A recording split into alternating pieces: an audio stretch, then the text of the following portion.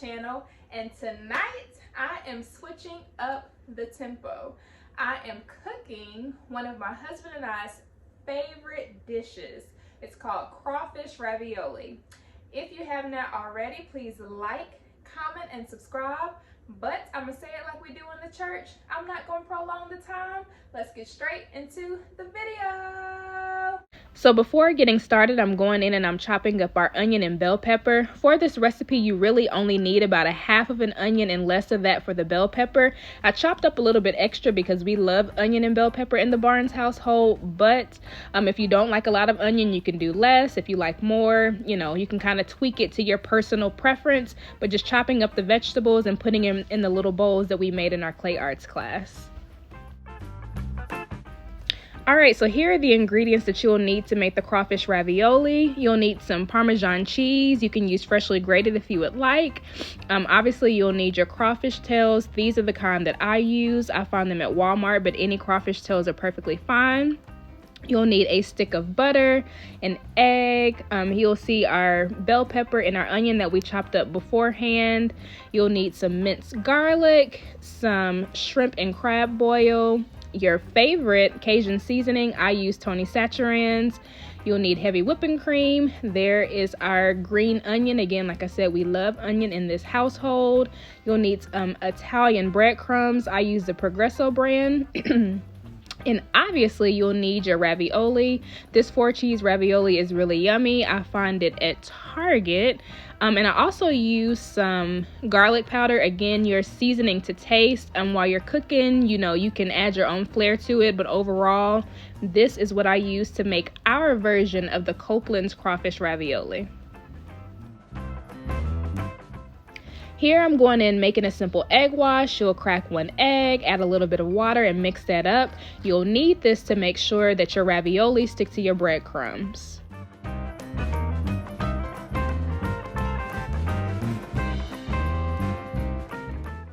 Here we're going in and dipping those ravioli into the egg wash that we just made. You want to make sure you get a nice coating with the egg wash because, again, we want those breadcrumbs to stick. Then we're going to dip the ravioli into the breadcrumbs, again making sure we have a nice coating on both sides because we want to make sure that our raviolis are nice and have a nice crisp outside exterior because we're going to be covering it in sauce, and we want that nice Italian breadcrumb flavor to come through in our crawfish ravioli.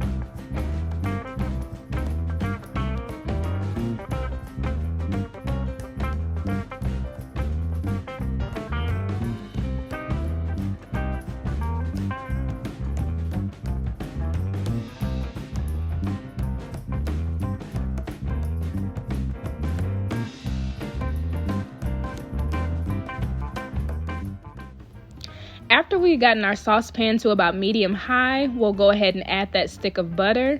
We're using this butter to saute our onion and bell pepper. We're really just wanting to go in and soften the onion and bell pepper so it'll be a nice addition to our sauce.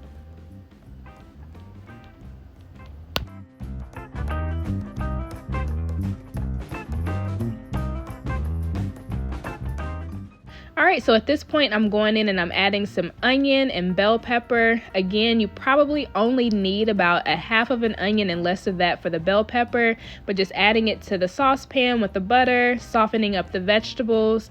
You'll also go ahead and add about 1.5 spoonfuls of the minced garlic, just mixing that around, letting the flavors blend and marry so you'll have a very nice and tasty sauce.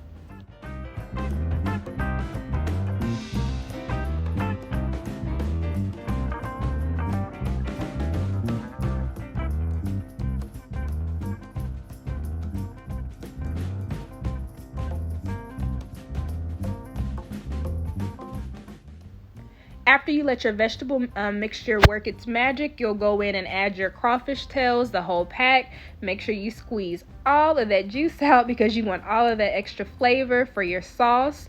Then you'll go in and work the crawfish tails into that vegetable mixture. You don't want to overwork it because you don't want to break up your crawfish tails.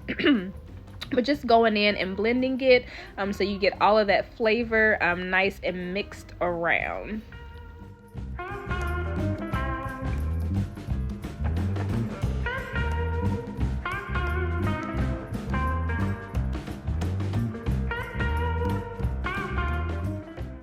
At this point, you're going in and you're adding in your heavy whipping cream and mixing that around to get that sauce working. You'll also want to go in and add your Parmesan cheese. I will say, displayed in this video, I didn't have enough Parmesan cheese. You typically probably need about a half of a cup. So in the background, I went in and I added some freshly grated. But again, just mixing in that heavy whipping cream, you'll add your Parmesan cheese, and then again, you'll add some shrimp crab boil as well, just to get those flavors working. For the shrimp crab boil, you don't want to go too heavy with it. I would start off with maybe a little bit of a pour and taste your sauce and see. I will have detailed instructions in the comments, but again, with everything, it's seasoned to taste and you create it how you like it. I'm just kind of giving the framework of the 5-step crawfish ravioli.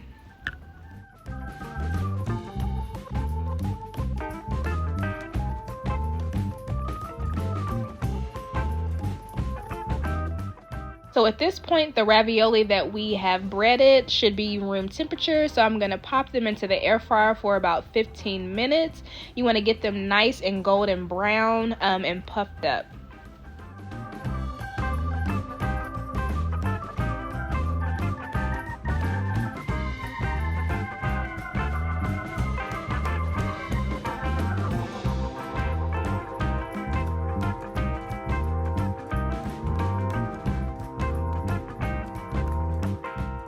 Alright, now that we have our ravioli nice and golden brown and plated, we're going to go in and garnish our plate with some green onion for that extra flavor. Then we'll go in and cover our ravioli with that nice creamy sauce with the crawfish tails in them. You'll see that I like a little bit of extra sauce, so I'm going in and beefing up my plate. But again, I will make sure that I add the detailed description or details in the description for this easy 5-step crawfish ravioli dish. Here is my aftermath, and Thomas's plate looks a lot the same.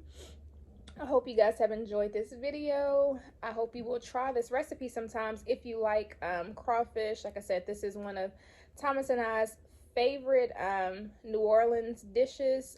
We used to be able to get it from Copelands. They no longer have this dish in Atlanta, so we had to figure out something, and I had to figure out how to make it. As always, thank you guys so much for the love and support. I'm going to see y'all in the next video. Peace.